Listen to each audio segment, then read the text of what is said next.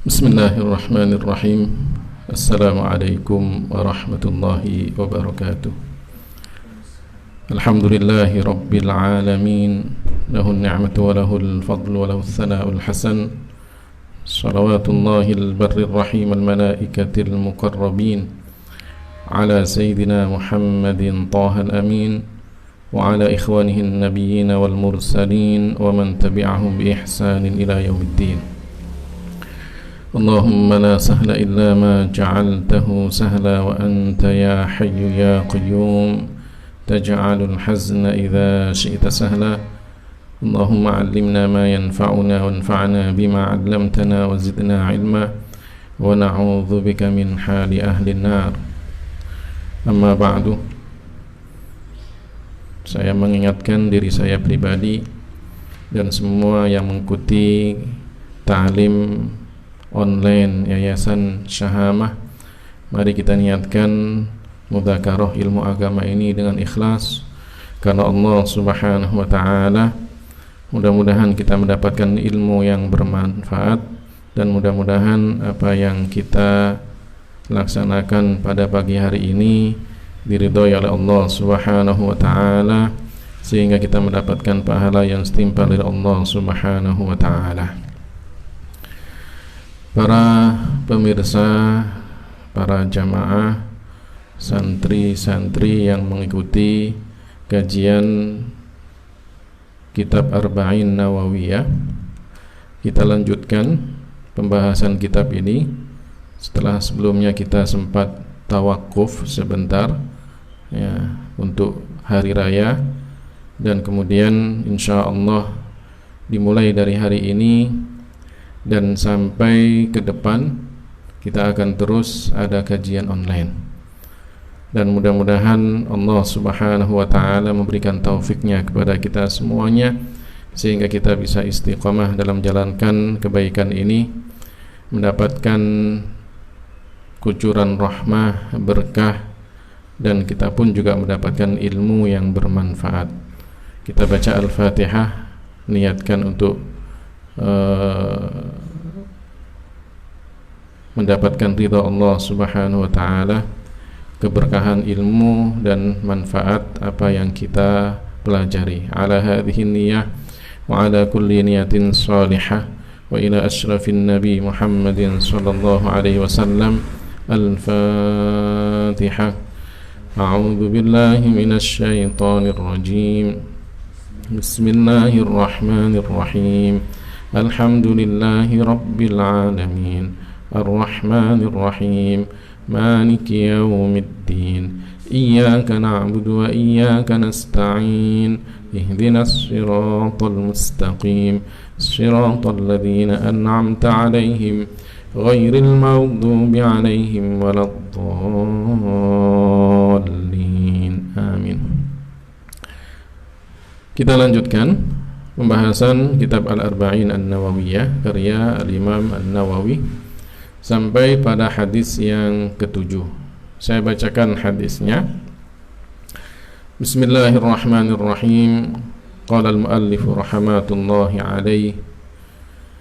Al-haditsus sabi' an Abi Ruqayyah Tamim ibn Aus ad-Dari radhiyallahu anhu anna an-nabiy sallallahu alaihi wasallam qala ad-dinu an-nasihah. Qulna liman? Qala lillahi wa likitabihi wa lirasulihi wa li a'immatil muslimina wa 'ammatihim. Rawahu Muslim. Hadis yang ke-7 dari Abu Ruqayyah Tamim bin Aus ad-Dari, semoga Allah meridhoinya, bahwa Rasulullah sallallahu alaihi wasallam bersabda, agama itu adalah nasihat. Para sahabat mengatakan, ya, liman, untuk siapa? Qala, Rasulullah kemudian mengatakan, lillahi wa li kitabihi wa li rasulihi wa li a'immatil muslimina wa 'ammatihim. Bagi Allah, bagi kitabnya, bagi rasulnya, bagi para pemimpin umat Islam, dan wa'ammatihim, dan umumnya umat Islam. Hadis ini diriwayatkan oleh Al-Imam Muslim dalam kitab sahihnya. Jadi hadis yang ketujuh ini dari sahabat Abu Ruqayyah, bapaknya Ruqayyah, Tamim bin Aus Ad-Dari. Karena Tamim bin Aus itu punya anak namanya Ruqayyah, dan disebutkan beliau hanya mempunyai satu orang anak ini saja, namanya Ruqayyah. Tamim bin Aus Ad-Dari, ya, beliau bernama Tamim bin Aus Ad-Dari. Ad-Dari, ada yang mengatakan bahwa itu adalah nisbat kepada salah satu dari kakek-kakeknya. Ada juga yang mengatakan Ad-Dairi, bukan Ad-Dari. Ad-Dairi itu nisbat kepada tempat di mana dia beribadah sebelumnya. Karena Tamim bin Aus ini adalah dulunya Nasrani, kemudian beriman kepada Allah Subhanahu wa taala. Ya, kemudian masuk Islam. Ini Tamim bin Aus Ad-Dari. Disebutkan bahwa Tamim bin Aus Ad-Dari ini tidak meriwayatkan hadis kecuali hadis ini saja. Ya, jadi dari sekian banyak hadis yang diriwayatkan oleh Tamim bin Aus Ad-Dari, itu hanya hadis ini saja. Tapi meskipun begitu, hadis ini termasuk salah satu ya pondasi dalam agama Islam. Ya. An Abi Ruqayyah Tamim bin Aus Ad-Dari radhiyallahu anhu. Ya, dari Abu Ruqayyah Tamim bin Aus Ad-Dari, semoga Allah meridhoinya. Ya, Tamim bin Aus Ad-Dari ini salah seorang sahabat yang pernah bertemu dengan Dajjal. Jadi suatu ketika Tamim bin Aus Ad-Dari ini dan beberapa orang ya temannya itu terdampar. Jadi beberapa hari dia berada di lautan, terombang-ambing ke sana kemari, tidak ketahuan, sampai kemudian dia ini terdampar di satu tempat. Dan di tempat itu dia temukan seseorang yang sifat-sifatnya setelah kemudian disampaikan kepada Rasulullah itulah Dajjal. Ya, Tamim bin Aus Ad-Dari. Beliau ceritakan kejadian itu kepada Rasulullah SAW, dan Rasulullah pun membenarkan. Ketika itu ya Dajjal ya, yang dia temui terbelenggu di satu tempat itu. Ya, kemudian sebagaimana yang disebutkan ya, bahwa salah satu matanya picak ya, dan satu matanya itu keluar bagaikan ya apa itu buah anggur besar gitu. Ya, Dajjal. Bertanya Dajjal kepada Tamim bin Aus Ad-Dari ini, apakah sudah terjadi ini, apakah sudah terjadi ini, apakah sudah terjadi ini, semuanya ditanyakan. Dan kemudian ya, apa yang terjadi pada Tamim bin Aus Ad-Dari ini disampaikan kepada Rasulullah SAW. Rasulullah mengatakan itulah Dajjal, Al-Masihud Dajjal. Al-Masih, sebagian ulama mengatakan karena memang matanya itu yang picak, salah satunya awar gitu kan. Nah, maka dikatakan Al-Masih ay mamsuhul ain ya, salah satu matanya itu tidak melihat.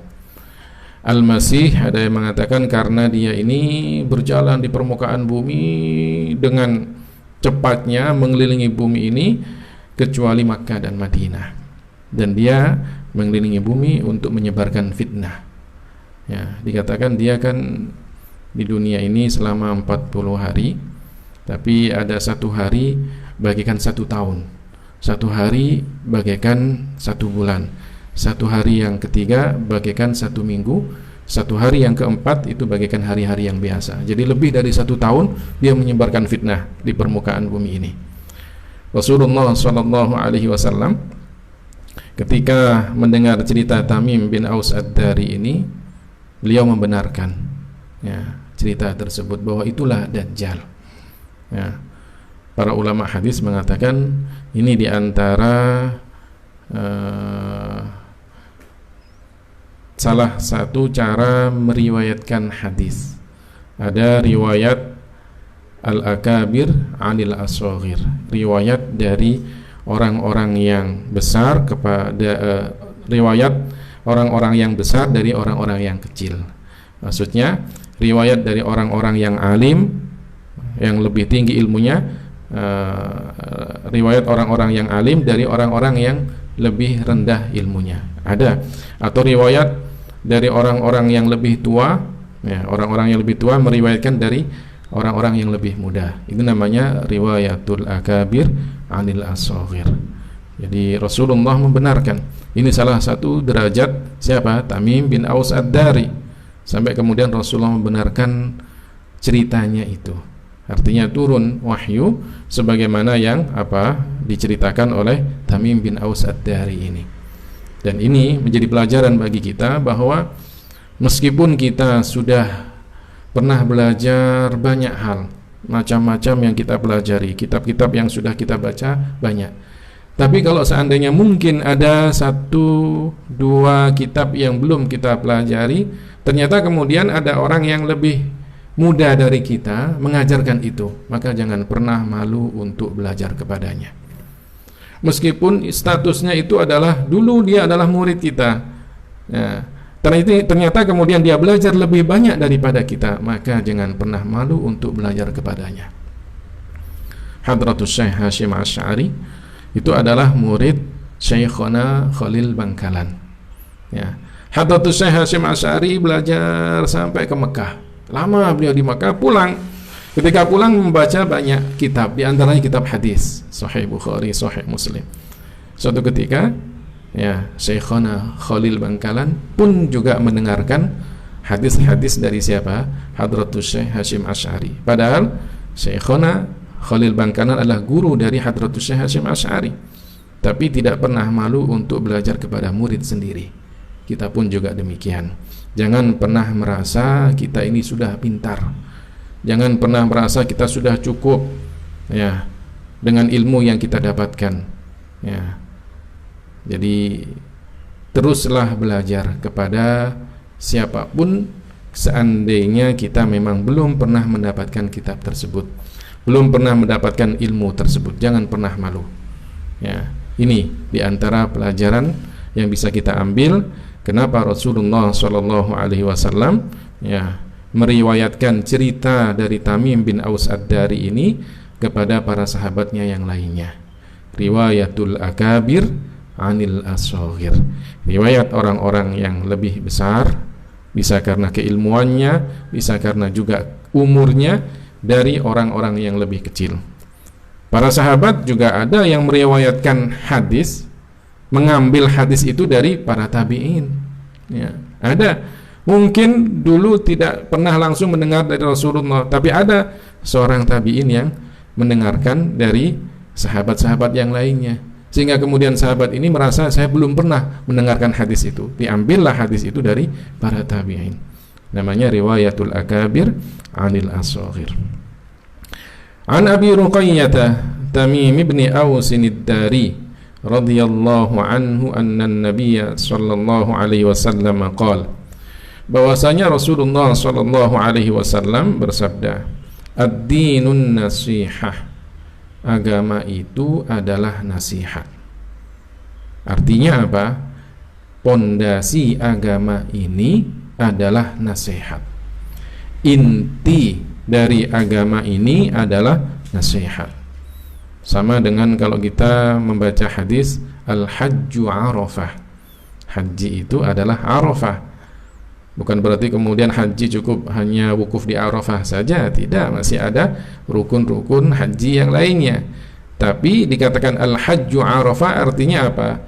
Pondasi, inti dari ibadah haji itu adalah wukuf di Arafah. Itu maksudnya. Sama dengan hadis ini, ad-dinun nasiha, agama itu adalah intinya nasihat, ya. Disebutkan wan nasihatu kalimatun jami'atun.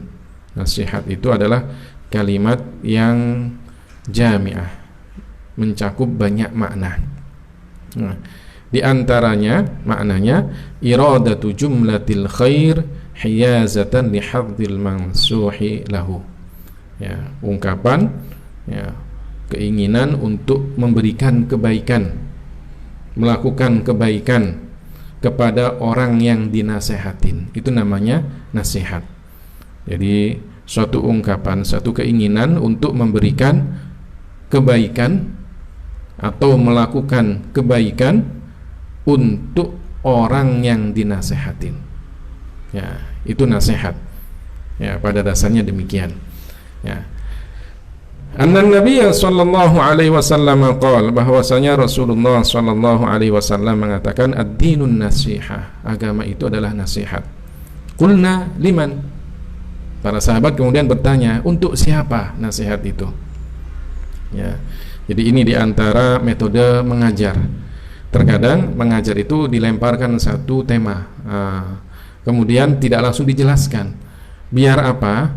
Biar jamaah, biar anak didik itu bertanya-tanya, apa yang ingin disampaikan. Agama itu nasihat, nah gitu kan. Sehingga kemudian muncul pertanyaan dari para sahabat, nasihat untuk siapa? Ini diantara salah satu metode dalam mengajar. Dilemparkan, disampaikan satu tema umum, sehingga kemudian apa? Para pendengar, para jamaah, para pemirsa ketika itu kemudian apa? Bertanya-tanya, apa yang ingin disampaikan? Itu kan? Nah, begitulah diantara salah satu metode yang disampaikan oleh Rasulullah Sallallahu Alaihi Wasallam. Ad-dinun nasihah. Qulna liman? Para sahabat kemudian bertanya, untuk siapa wahai Rasulullah? Qala lillahi, bagi Allah, wali kitabihi, dan kitab-kitabnya, wali rasulihi, dan rasulnya, wali aimmatil muslimin, dan bagi pemimpin umat Islam, wa ammatihim, dan umumnya umat Islam. Ya. Nasihat bagi Allah bukan berarti kemudian kita menasihati Allah, tidak. Allah tidak membutuhkan nasihat kepada kita. Ya, Allah tidak membutuhkan kepada kita. Nasihat kepada Allah artinya apa? Kita menasihati diri kita sendiri untuk melakukan kebaikan yang telah Allah perintahkan kepada kita. Itu maksudnya. Ya, kita menasihati diri kita untuk tunduk, merendahkan diri serendah-rendahnya kepada Allah, beriman kepada Allah dengan sebenar-benarnya, mensifati Allah dengan sifat-sifat yang sempurna, mensucikan Allah dari hal-hal yang menyebabkan ketidakkesempurnaan, taat kepada Allah, mensyukuri semua nikmat Allah, sabar atas ujian dan cobaan yang Allah berikan, dan tidak boleh menentang ketentuan Allah, mengingkari ketentuan Allah, sehingga kemudian orang melakukan kekufuran, baik itu kufur perkataan, kufur perbuatan, atau kufur keyakinan, karena sebab dia diuji oleh Allah. Seperti sekarang orang banyak menyebutkan ini adalah masa-masa ujian, ya, merasakan ya adanya kesulitan yang luar biasa. Karena apa? Covid corona ini kan, ya, virus corona ini, COVID-19 ini. Maka apa? Merasa ujian dari Allah Ta'ala. Ujian adalah ujian, tapi kita harus apa? Tetap bersabar. Tidak boleh kemudian apa? Membangkang, ingkar, bahkan menentang. Al-i'tirad 'ala Allah, menentang kepada Allah Ta'ala. Tidak. Ya, orang diuji, dan memang disebutkan di dalam Al-Quran, وَلَنَبْلُوَنَّكُمْ بِشَيْءٍ مِّنَ الْخَوْفِ وَالْجُوعِ وَنَقْصٍ مِّنَ الْأَمْوَالِ وَالْأَنفُسِ وَالثَّمَرَاتِ وَبَشِّرِ الصَّابِرِينَ. Ya, memang Allah akan menguji kita. وَلَنَبْلُوَنَّكُمْ بِشَيْءٍ, dan pasti Allah akan menguji kalian. Bisyai'in, ya, kalau kita pahami bisyai'in dalam bahasa Arab, sedikit rasa takut. kekhawatiran. Sekarang kan khawatir orang bertemu dengan satu dengan yang lainnya. Dulu kalau kita bertemu dengan jamaah enak saja dengan salaman, ya. Nah, tapi sekarang antara ustadz dan jamaahnya hanya jauh saja, tangannya nggak sampai, jauh dari jauh, karena tidak ingin bersalaman, khawatir, minal khaufi wal ju'. Sekarang juga banyak yang merasakan kelaparan, kelaparan. Wa naqsim minal amwal, perekonomiannya pun juga berkurang. Biasanya kerja, sekarang tidak kerja. Biasanya setiap hari kerja, sekarang digilir, sehari kerja, sehari enggak. Bahkan kemudian ada yang 5 hari kerja, 5 hari libur, ya kan? Merasakan sedikit dari apa yang Allah ujikan, Allah berikan kepada kita cobaan, tapi hendaknya kita bersabar. Jangan sampai melakukan kekufuran, jangan sampai menentang, jangan sampai berburuk sangka kepada Allah, ya, karena hal-hal demikian itu bisa menyebabkan seseorang terjatuh dalam kekufuran. Para ulama mengatakan kufur itu ada kufur perkataan dengan sebab lisan, ucapan, ya, mencaci maki Allah, mencaci maki Allah itu dengan mensifati Allah dengan sifat-sifat yang tidak layak, seperti mengatakan Allah duduk, itu mencaci maki Allah, artinya menyamakan Allah dengan makhluknya, ya.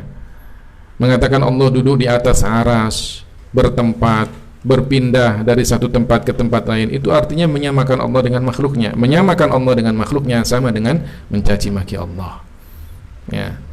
Kemudian kufur perkataan, kufur perbuatan, ya, kufur perbuatan dengan tingkah lakunya, anggota badannya, ya, sujud kepada berhala, sujud kepada matahari, sujud kepada bulan, menginjak Al-Quran, membuang Al-Quran ke tempat-tempat kotor, ya. Ini termasuk kufur perbuatan. Kufur keyakinan adalah mereka yang meyakini bahwa Allah sama dengan makhluknya, mensifati Allah dengan sifat makhluknya. Itu diantara macam-macam kekufuran. Masing-masing dari kekufuran ini menyebabkan orang jatuh dalam kekufuran. Jatuh dalam kekufuran artinya keluar dari agama Islam. Kalau orang sudah keluar dari agama Islam, maka dia wajib untuk kembali ke dalam agama Islam dengan mengucapkan 2 kalimat syahadat. Asyhadu an la ilaha illallah wa asyhadu anna Muhammadar Rasulullah. Termasuk iman kepada Allah, ya, adalah kita melakukan kebaikan itu ikhlas untuk Allah Subhanahu wa taala, tidak mengharap pujian dari orang lain, ya, tidak mengharap imbalan dari orang lain, tapi kita mengharap ridha Allah Subhanahu wa taala. Ketika kita berdoanya pun juga mengharap, ya, rahmat Allah Subhanahu wa taala. Ya, seperti sekarang ini dalam masa virus corona ini, kita berdoa kepada Allah untuk diri kita, keluarga kita, saudara-saudara kita, orang-orang yang dekat dengan kita, jamaah kita, santri-santri kita doakan. Ya, itu diantaranya diantara nasihat kepada Allah Ta'ala. Artinya menasihati diri kita untuk tunduk kepada Allah Subhanahu Wa Ta'ala, ya. Kemudian yang kedua adalah wali kitabihi, dan nasihat bagi kitabnya Allah. Artinya apa? Iman kepada kitab yang sudah Allah turunkan kepada para nabinya, ya. Kalau kita menjadi umat baginda kita Nabi besar Muhammad sallallahu alaihi wasallam, maka kita wajib beriman kepada kitab yang diajarkan dan dibawa oleh Rasulullah sallallahu alaihi wasallam, bahwa Allah menurunkan Al-Qur'an. Semua yang ada di dalam Al-Qur'an itu adalah benar adanya, maka kita wajib mengimani seluruhnya. Kalau kemudian di dalam Al-Qur'an ada ayat-ayat muhkamat, ada ayat-ayat mutasyabihat, maka wajib kita mengimaninya. Nah, Wajib kita beriman kepada Al-Quran, artinya kita membacanya dengan benar. Kalau memang belum pernah belajar cara membaca Al-Quran dengan benar, maka belajarlah untuk bisa membaca Al-Quran dengan benar, ya, sehingga kemudian kita tidak salah dalam membaca dan kemudian juga tidak salah dalam memahaminya, ya. Kemudian jika itu adalah berkenaan tentang sifat-sifat Allah, maka yakinilah bahwa sifat-sifat Allah yang disebutkan di dalam Al-Quran tidak sama dengan apa yang ada pada makhluknya. Allah subhanahu wa ta'ala menyebutkan laisa kamitslihi syai' wa huwas sami'ul basir, ya. Dia Allah tidak menyerupai sesuatu pun dari makhluknya. Dia maha mendengar, dia maha melihat. Ini adalah ayat yang muhkamah, ayat yang jelas maknanya. Wajib kita imani sebagai rujukan, sebagai induk, sebagai referensi dalam memahami ayat-ayat yang lainnya tentang sifat-sifat Allah subhanahu wa ta'ala, bahwa Allah tidak sama dengan makhluknya. Bicara tentang kitab Allah, ya, maka apa? Kita pun yakin bahwa seluruhnya yang diturunkan kepada Rasulullah, ya, sebagai wahyu dari Allah subhanahu wa ta'ala, kita imani, ya. Sehingga kemudian ketika kita bicara tentang Al-Quran ini, ada ayat-ayat muhkamah, kita jadikan itu sebagai referensi kita, ya, induk untuk bisa memahami ayat-ayat yang lainnya tentang sifat-sifat Allah ta'ala. Dia Allah tidak sama dengan makhluknya. Laisa kamitslihi syai', ya, dia Allah tidak menyerupai sesuatu pun dari makhluknya. Laisa adatun nafi, ya, artinya tidak, ya. Kamitslihi ada kaf, ada mitsl, dua-duanya satu makna. Kaf, mitsl itu maknanya sama, seperti. Dia tidak, nah, untuk menguatkan. Kenapa digabungkan? Untuk menguatkan. Syai'un, ya, nakiro, dan nakiro apabila didahului dengan nafi, maka apa? Bermakna umum. Dia Allah tidak menyerupai sesuatu pun dari makhluknya. Jadi tidak ada sesuatu pun yang menyerupai Allah dalam satu segi ataupun dalam semua segi. Itu maknanya. Kemudian Allah menyebutkan wa huwas sami'ul basir. Dia Allah maha mendengar, maha melihat. Agar kita paham, ya, bahwa sifat mendengarnya Allah tidak sama dengan sifat mendengarnya makhluknya. Sifat melihatnya Allah tidak sama dengan sifat melihatnya makhluknya. Itu maknanya. Jadi ini. Jadi ketika kita beriman kepada kitab Allah, beriman semuanya apa yang diturunkan kepada Rasulullah SAW, dan memahami Al-Quran ini dengan sebenar-benarnya. Caranya bagaimana? Tidak kemudian membaca Al-Quran sendiri, kemudian membaca terjemahannya sendiri, tidak, ya.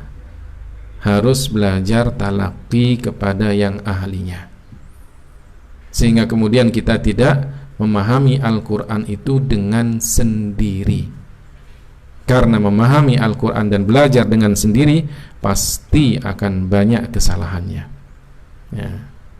Karenanya apa? Belajarlah, ya, talaqilah bacaan Al-Quran ini, terutama, ya, surat Al-Fatihah yang menjadi apa?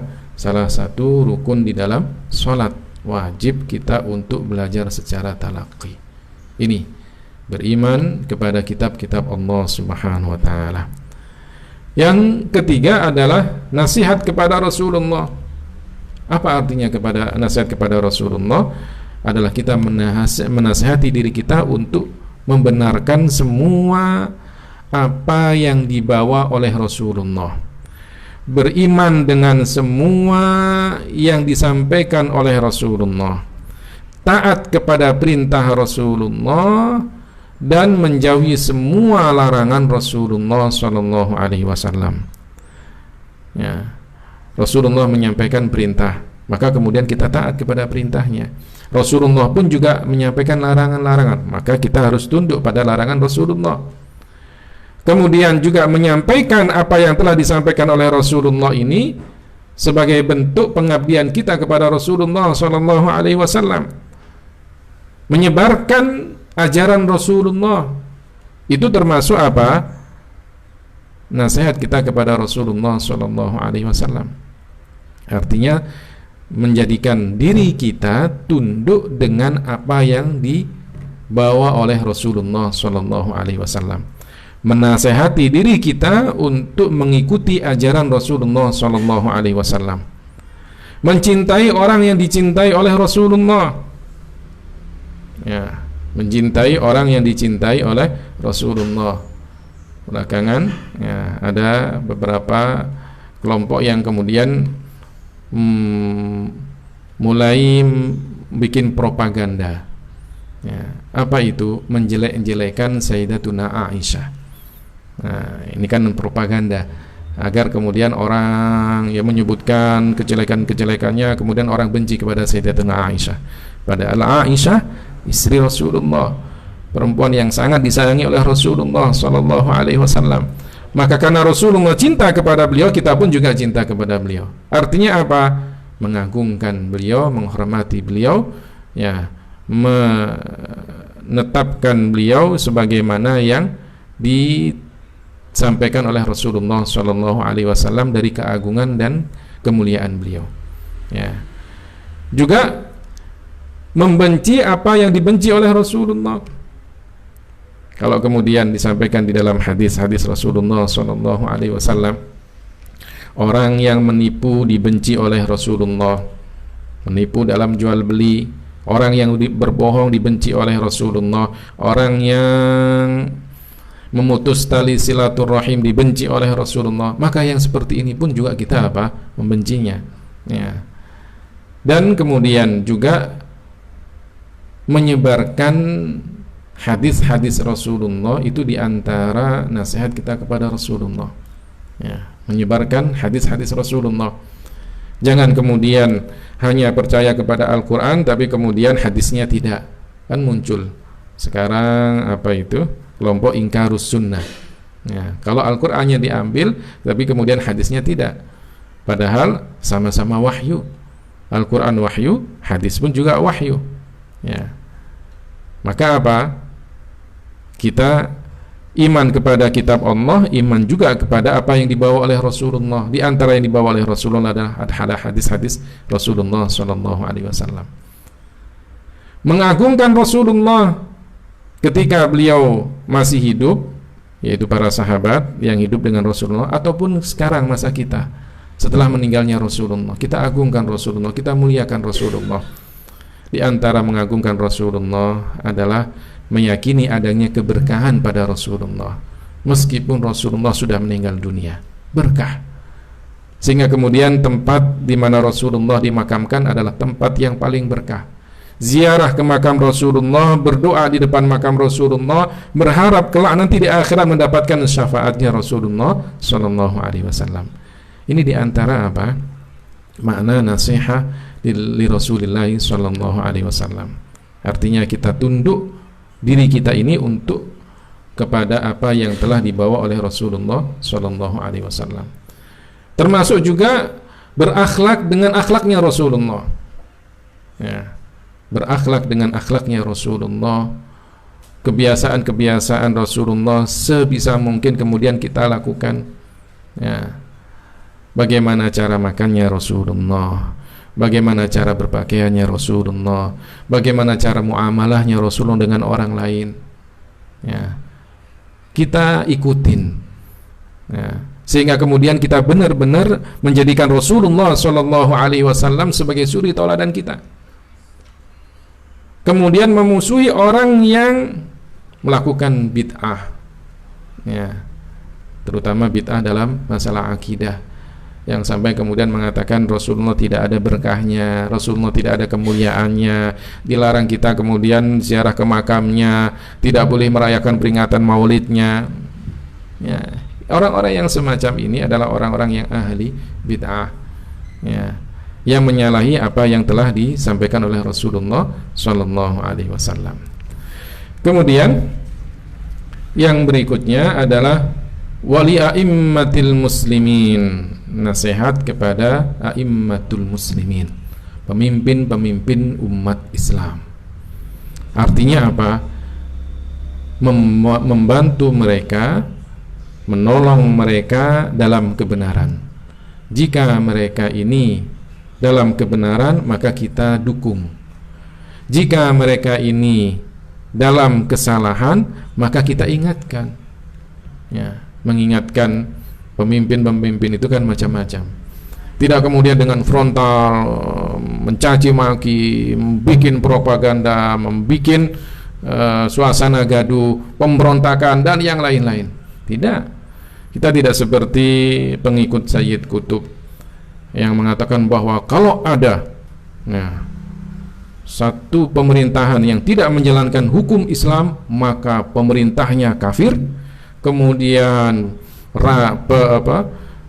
para pejabatnya yang ikut pemerintah ini kafir, pengikutnya rakyatnya yang tidak melakukan pemberontakan juga kafir. Tidak. Ya. Kita ini hidup di negara kesatuan.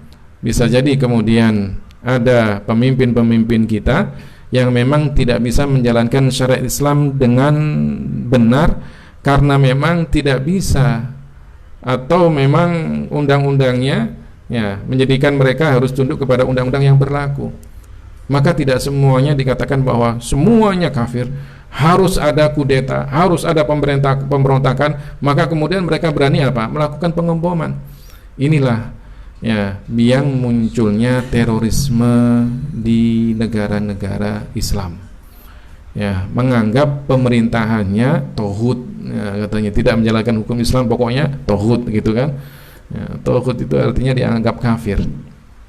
Bahkan kalau sudah dianggap kafir, halal darahnya, halal hartanya, melakukan pengeboman di mana-mana. Siapa yang meninggal dunia? Yang meninggal dunia pun juga diantaranya karena pengeboman mereka orang-orang Muslim. Tidak. Kita dukung pemerintah itu jika kemudian dalam kebaikan. Kita berikan nasihat pun juga dengan baik. Memang terkadang kalau kita punya kekuatan, bisa saja kemudian memberikan nasihat itu dengan lisan langsung kepada pemimpin tersebut. Dulu ada seorang ulama namanya Al-Izz ibnu Abdissalam, Izzuddin ibnu Abdissalam. Makamnya di Mesir. Alhamdulillah saya sempat ziarah ke makam beliau. Itu dikenal dengan sebutan Sultanul Ulama. Sultanul Ulama. Tahu sultan itu raja kan, pemimpin gitu kan, pemimpinnya para ulama. Karena memang beliau ini luar biasa beraninya. Kalau kemudian ada pemimpin di Mesir atau di negara-negara yang bagian Mesir itu kemudian yang kurang baik, maka langsung didatangi, dinasehatin langsung secara lisan di hadapan raja tersebut dan disegani. Makanya kemudian dikatakan Sultanul Ulama. Jadi ada ulama yang seperti itu. Tapi ini pun juga tidak kemudian sembarangan orang. Kemudian tiba-tiba langsung datang kepada seorang ulama, seorang pemimpin.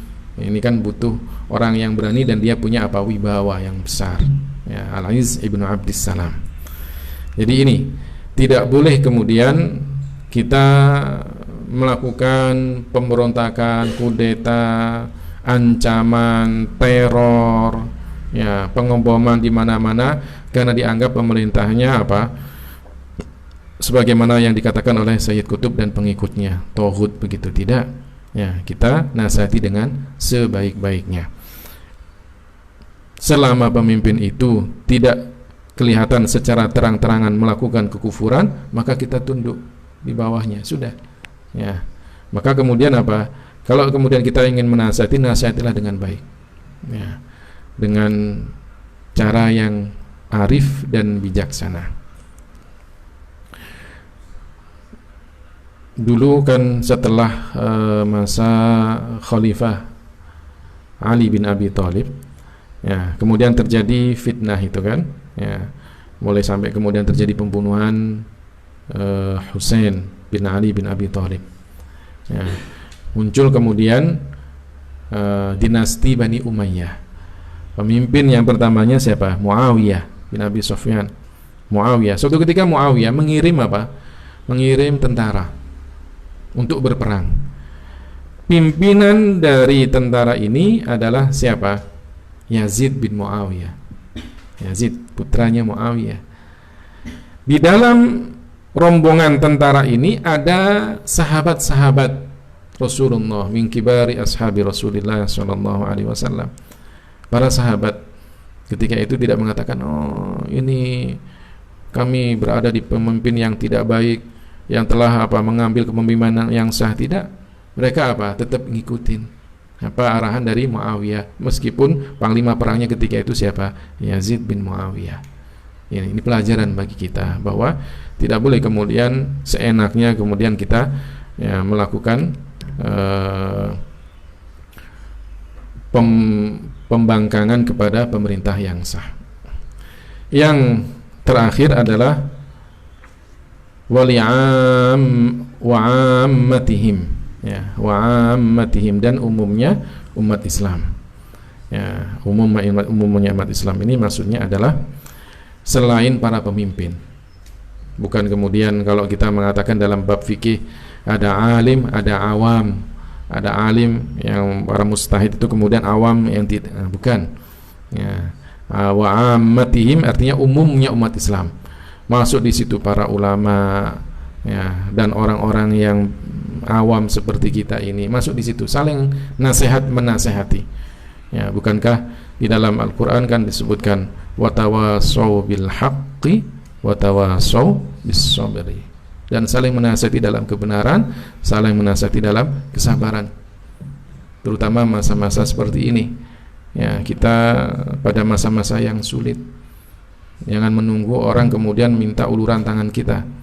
Maka bantulah mereka sebisa mungkin. Ketika mereka dalam kesulitan, kita bantu. Ketika mereka membutuhkan pertolongan, kita tolong. Ketika kita melihat ada orang yang memang membutuhkan pertolongan tanpa dia meminta pun juga kita tolong. Amar ma'ruf nahi mungkar termasuk nasihat kepada ammatul muslimin. Amar ma'ruf dan nahi mungkar. Adanya rasa kasih sayang, adanya kepedulian, adanya simpati. Lebih daripada itu adanya empati. Orang tidak hanya simpati sekarang, tapi dibutuhkan empati. Langsung turun memberikan sesuatu yang nyata kepada mereka. Pada masa-masa sulit sekarang ini.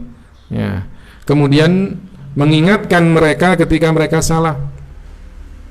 Rasulullah SAW menyebutkan kita bagaikan cermin. Al-mu'minu mir'atu akhihi. Seorang mukmin itu cermin bagi saudaranya. Filosofi bercermin itu, kalau kita bercermin, maka cermin akan menunjukkan kita apa adanya. Kita sudah rapi, ditunjukkan kita rapi. Kita belum rapi, maka ditunjukkan oleh cermin kita belum rapi.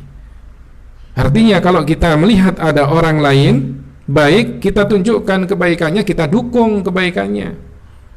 Jangan kemudian ada orang yang melakukan kebaikan, kita iri, dengki, hasad, seakan-akan pokoknya jangan sampai orang itu melakukan. Tidak.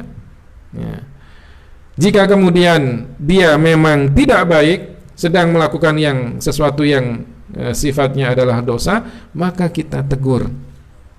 Itu artinya kita sudah menolong dia. Unsur akhaka zaliman aw mazluman.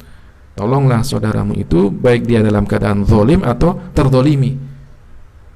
Terdolimi kita nggak tahu bagaimana kalau orang terdolimi kita tolong, karena dia didolimi. Kita angkat dia dari kedoliman, kita jauhkan dia dari kedoliman. Kita bebaskan dia dari kedoliman. Tapi kalau orang yang menzalimi, bagaimana cara menolongnya? Kata Rasulullah, nasihatilah dia, jauhkanlah dia dari perbuatan zalim, maka kamu sudah menolongnya. Ini artinya kita saling nasihat menasihati dalam kebaikan. Juga di antara nasihat menasihati kepada umumnya umat Islam, jika kita melihat ada aib pada seseorang, maka jangan disebarkan. Meskipun kita melihatnya di depan mata kita, maka jangan disebarkan. Ya. Sebaiknya kita nasihatin dia, menasihatinya pun juga tidak kemudian di depan orang banyak. Wah, kamu yang telah melakukan ini, kamu ini. Orangnya kan malu kalau begitu kan. Tidak. Ya, nasihatnya pun juga apa? Dengan pelan-pelan. Tidak ada orang yang tahu dan tidak merasa dia malu dengan nasihat kita. Subhanallah. Saya pernah dinasihati oleh guru saya. Subhanallah, beliau memang memberikan bagaimana cara orang itu memberikan nasihat. Beliau ingin mengajarkan kepada saya, karena saya mungkin ada kekurangan sedikit dalam hal yang saya lakukan, tapi beliau kemudian ingin menasehatin saya. Ketika itu ada orang lain, tapi beliau apa yang beliau lakukan? Beliau mengedipkan mata, gitu kan? Sini mengedipkan mata. Kemudian suruh saya mendekat di telinganya.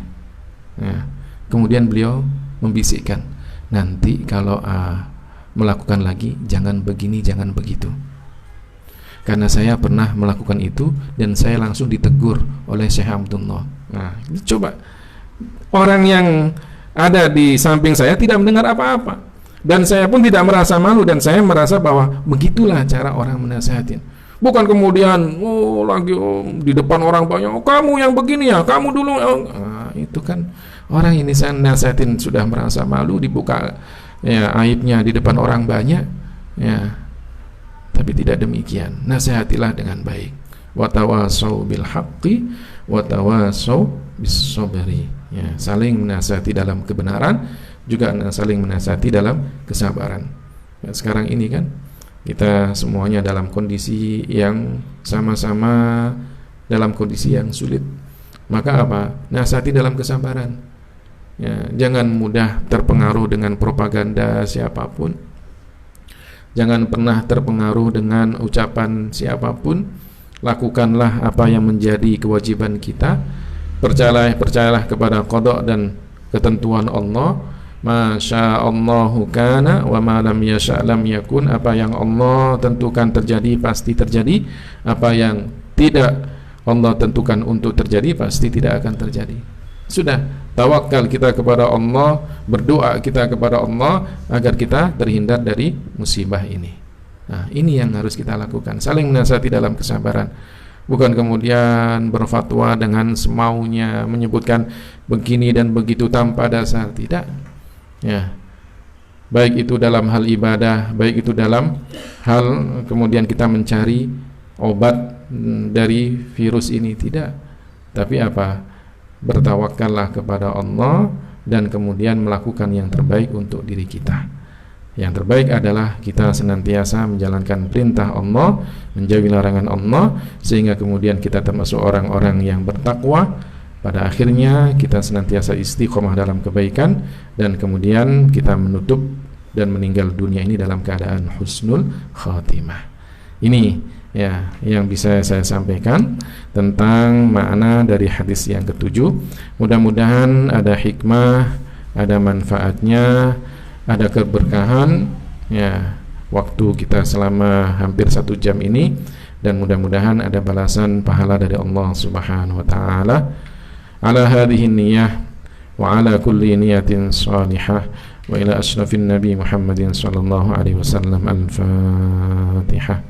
A'udzu billahi minasy syaithanir rajim. Bismillahirrahmanirrahim. Alhamdulillahi rabbil alamin. Ar-Rahmanir Rahim. Maliki yaumiddin. Iyyaka na'budu wa iyyaka nasta'in. Ihdinas siratal mustaqim. Siratal ladzina an'amta 'alaihim ghairil maghdubi 'alaihim waladdallin. Amin. Terakhir saya ingatkan kepada semua saja yang sedang mengikuti taklim saya ini, insyaallah kajian dari Yayasan Sahamah melalui WFB akan terus ada dari hari Senin sampai hari Jumat dari jam 9 sampai jam 10, dan insyaallah di hari Sabtu dan Ahad ada juga kajian-kajian yang lainnya. Di samping itu insyaallah mudah-mudahan kita juga bisa membuka kelas khusus ya melalui media Zoom, dan insya Allah akan kita sebarkan informasinya, dan ini terbatas. Karenanya mohon semuanya yang nanti ingin mendapatkan ilmu ya dari dasar, mulai nanti dibukanya kelas Zoom ini, silahkan untuk segera mendaftarkan karena kelasnya terbatas. Saya kira itu, mudah-mudahan ada hikmah.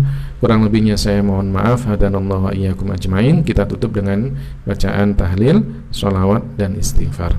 La ilaha illallah, la ilaha illallah, la ilaha illallah.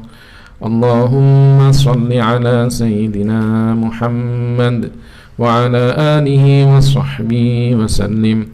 Allahumma salli ala Sayyidina Muhammad wa ala alihi wa sahbihi wa sallim.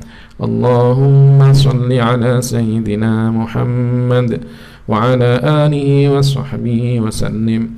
Rabbi ighfir li wa liwalidayya wa lil mu'minina wal mu'minat. Rabbi ighfir li wa liwalidayya wa lil mu'minina wal mu'minat. Rabbi ighfir li wa liwalidayya wa lil mu'minina wal mu'minat. Walhamdulillahi rabbil alamin. Wassalamualaikum warahmatullahi wabarakatuh.